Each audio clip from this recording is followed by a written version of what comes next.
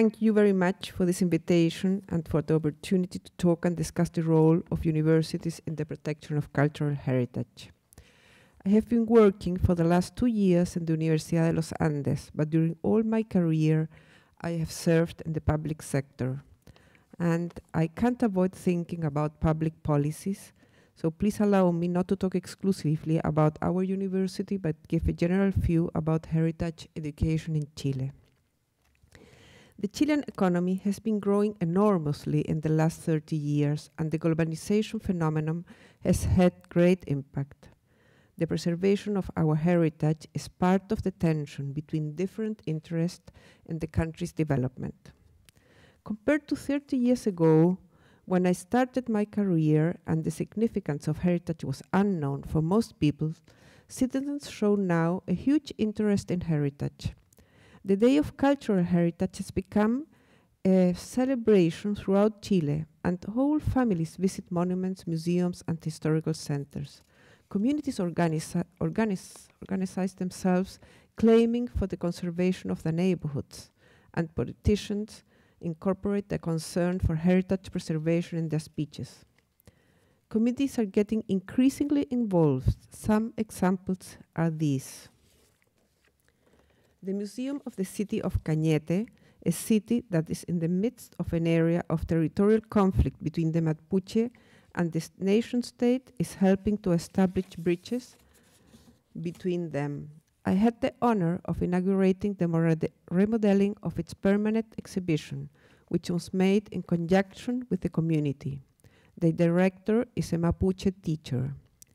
Following their requirements, the selection of objects was their decision. Text and labels were written in collaboration with a Mapuche poet. Cooking and weaving classes are part of the activities, and some spaces were left for meetings and traditional games. The National Park Service agreed 3 years ago that the income due to visitors on Easter Island was to be given to the community, with the aim to invest in the preservation of the Moai statutes. I hope it will happen. However, this growing interest has not resulted yet in the systematic support of permanent policies.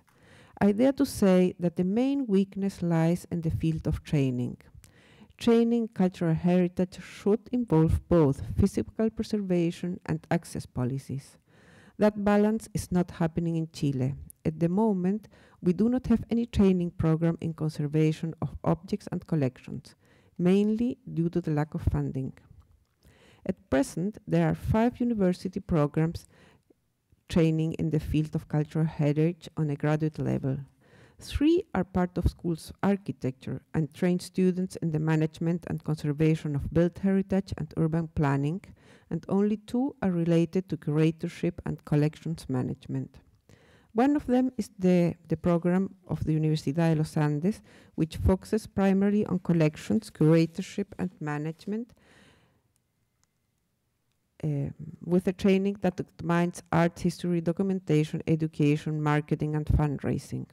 We encourage our students to understand not only the principles, policies, and practices of the discipline, but to learn management tools useful to the challenge they shall face in professional practice. Being aware of the many social and educational challenges Chile currently has and the competition for funding between different sectors, our aim is to develop and teach good governance principles and best practices. Graduates have found work in museums, state agencies, cultural planning agencies, historic preservation, and universities, and many of them have started their own business in management of cultural heritage. As for conservation programs, we have had 2 in Chile, but neither of them were sustainable and they closed.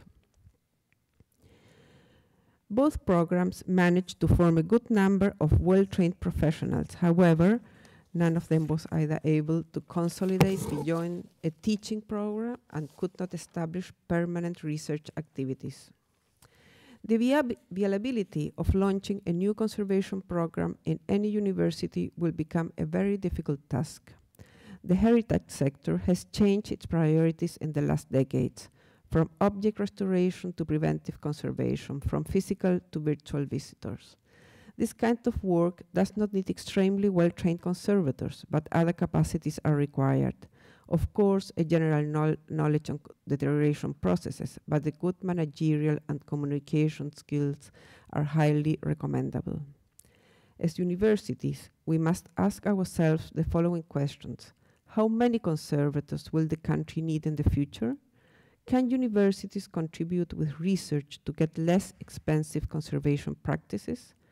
Will museums, libraries, and archives still continue hiring specialized conservators? And if they do, what kind of training is suitable for this new scenario?